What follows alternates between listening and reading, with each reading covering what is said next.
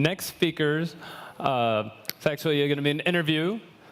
I'd like to welcome out Natt Garun of NextWeb and Fitbit's co-founder and CEO, James Park.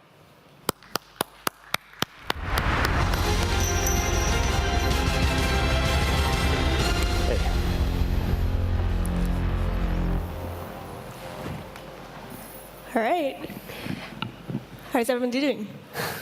Good? OK. Well, so welcome back to Paris. I know we were here last year, and a lot has happened with Fitbit within the last 12 months. So maybe can you talk to us about the newest product you just launched?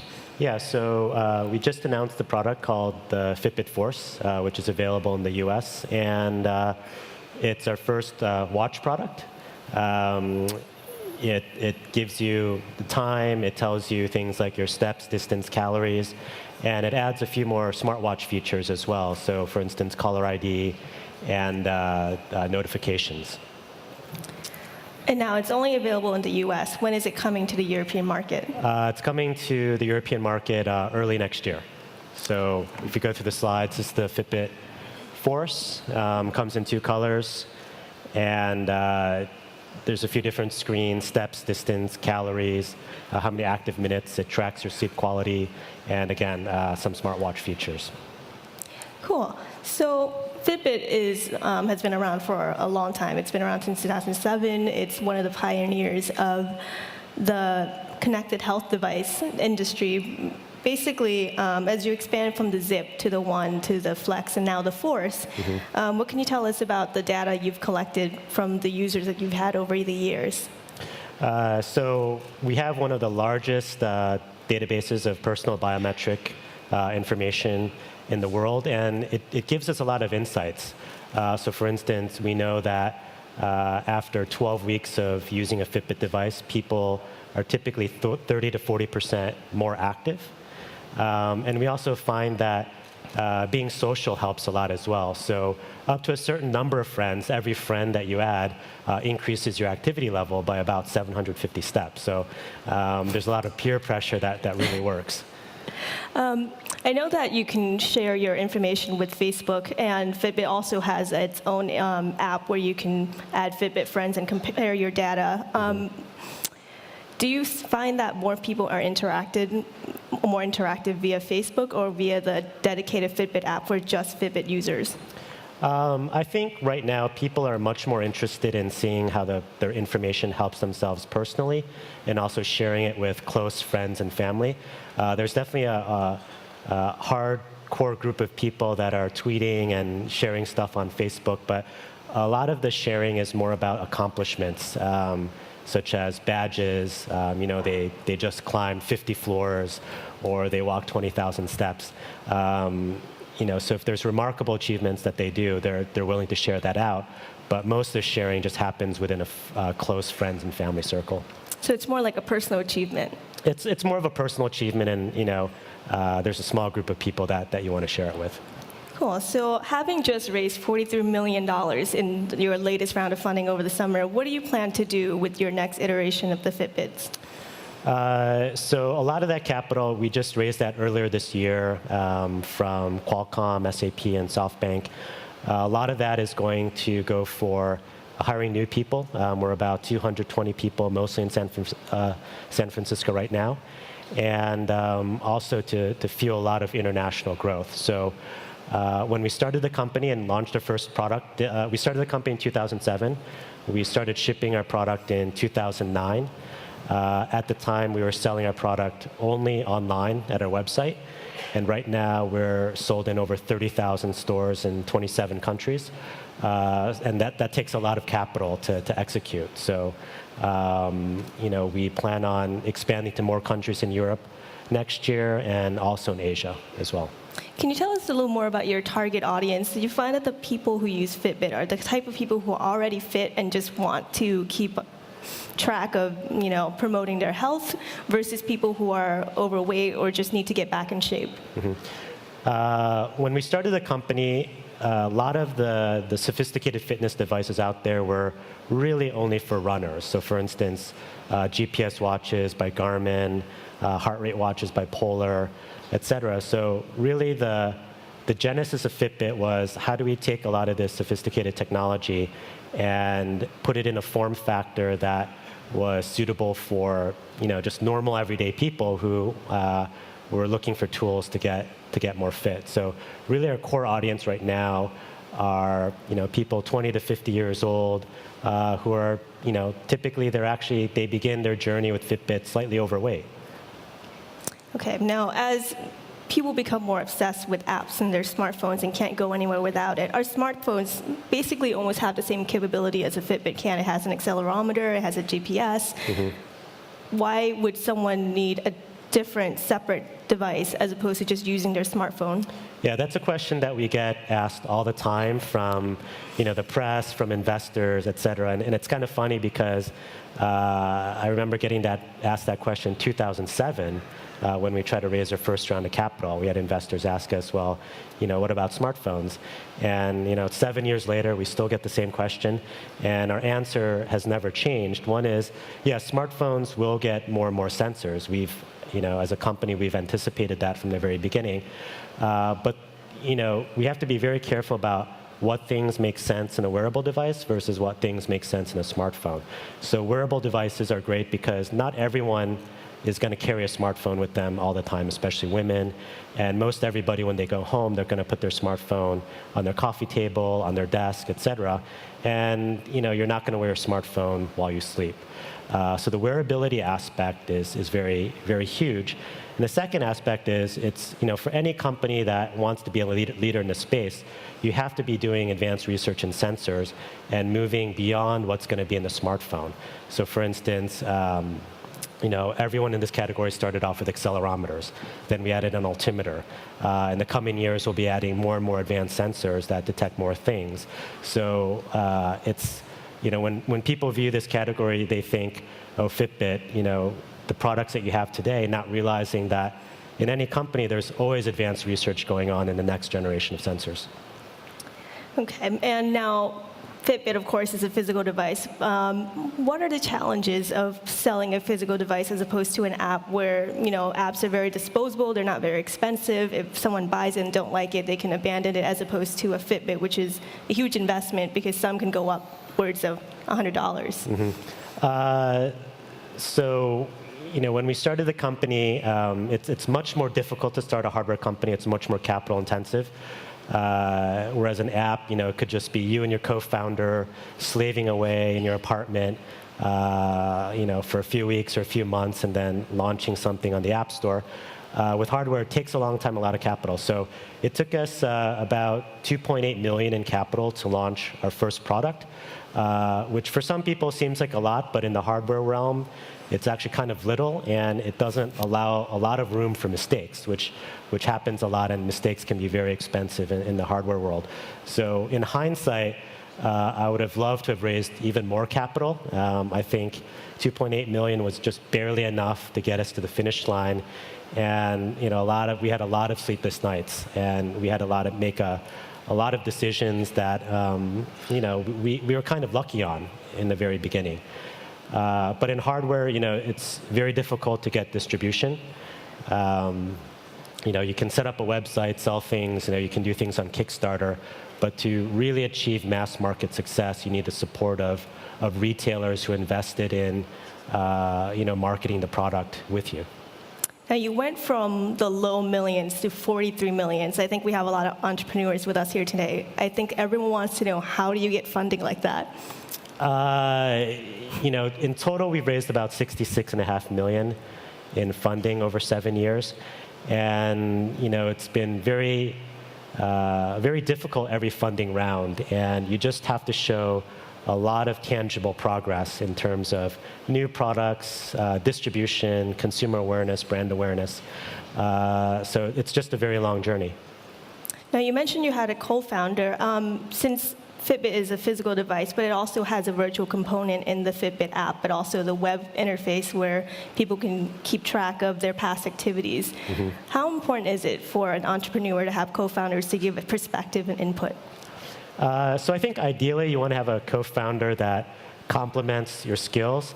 In the case of my co-founder Eric and I, we're actually pretty similar in our skill set, so, but we get along very well. So I think that's the most important thing with a co-founder is that you're able to bounce ideas off of each other, because a lot of times you have an idea, you think it's really crazy, there's only a few people that you trust, hopefully that's your co-founder, and if you're working in the same room, it's very easy to bounce ideas off of each other very quickly. So that's what I've found very valuable.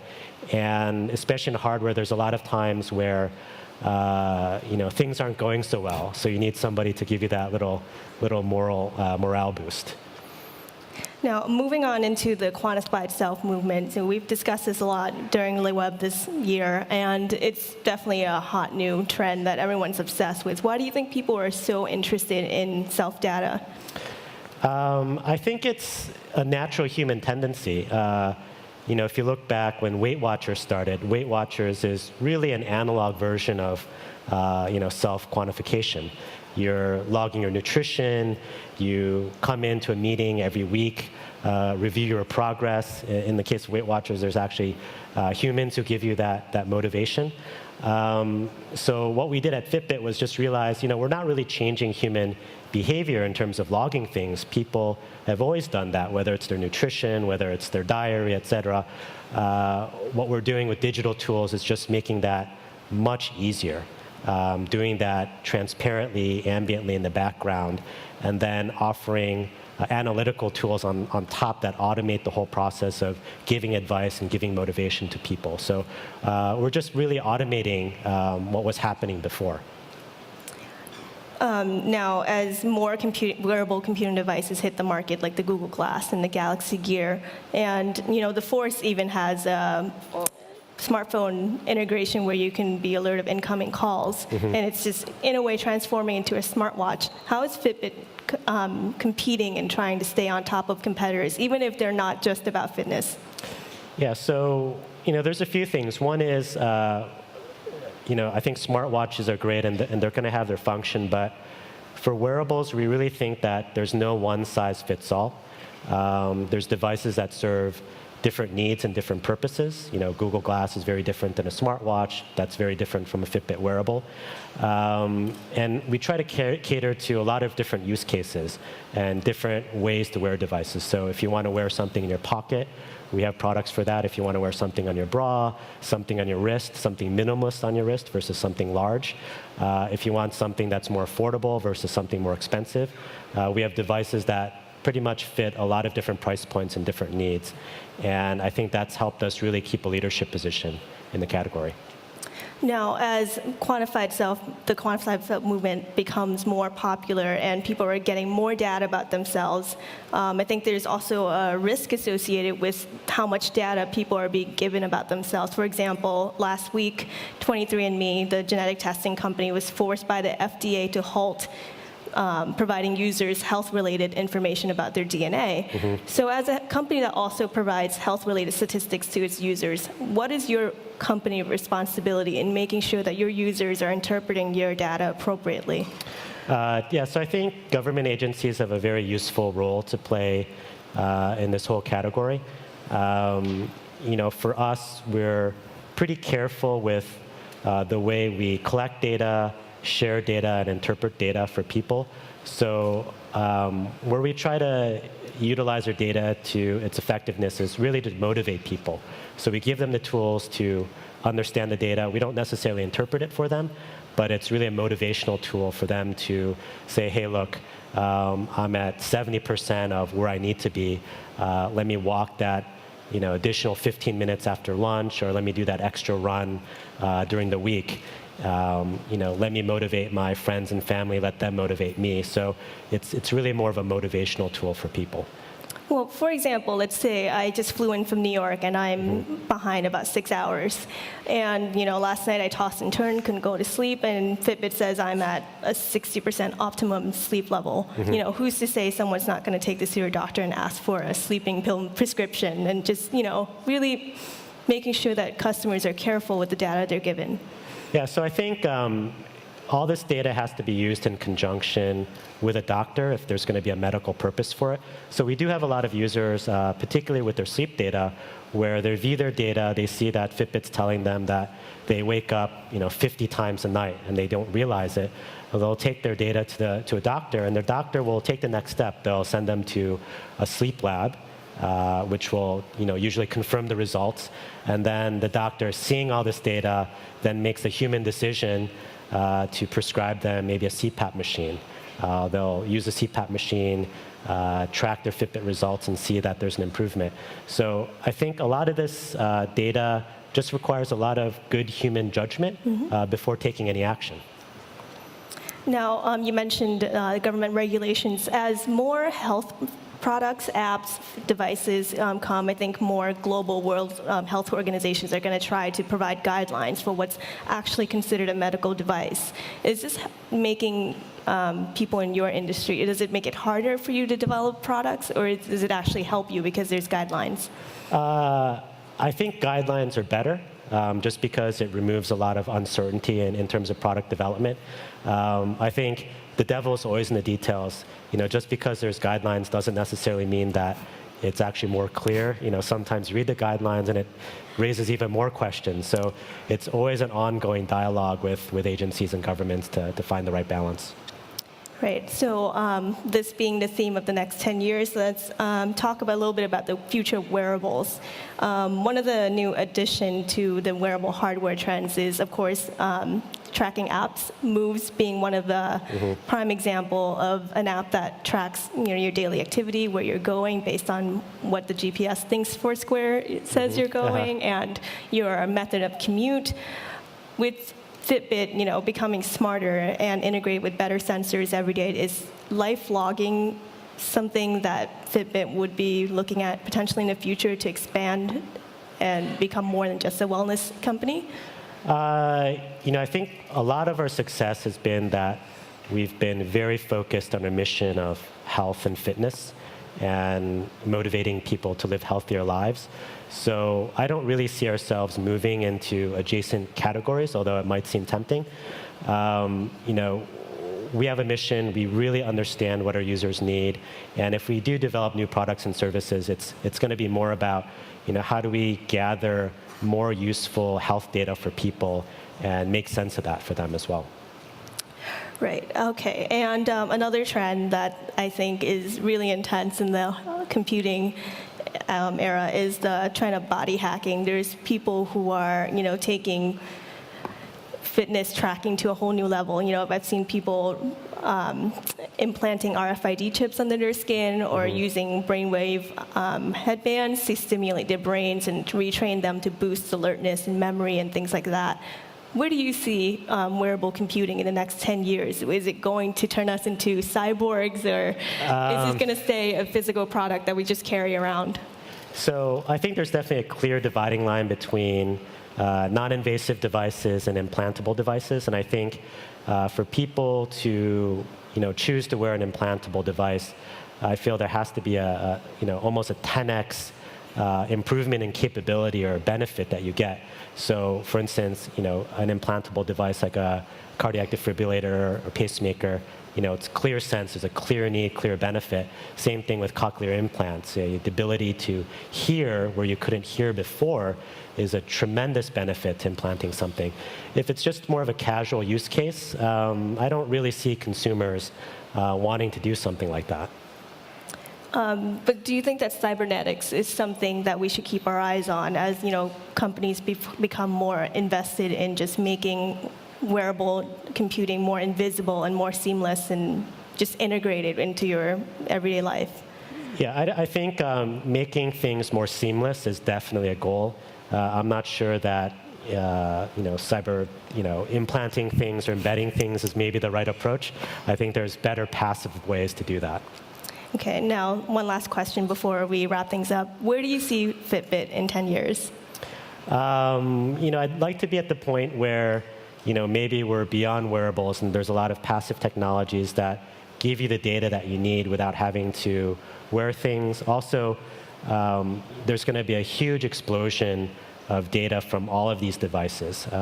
Even if there's not a lot of devices that one person will wear. I think the depth of data that's being collected from sensors and devices will become more richer. And the challenge is going to be, how do we develop the software tools that really make sense of this data? Today, I think, I'll admit, even ourselves, we're more about presenting the data that's collected rather than providing insights on top of that data. So I think that insight platform is really going to be the next breakthrough. Great. Well, congratulations again on the launch of the new Fitbit Force and your new series funding. And thank you guys for joining us. Great. Thank you.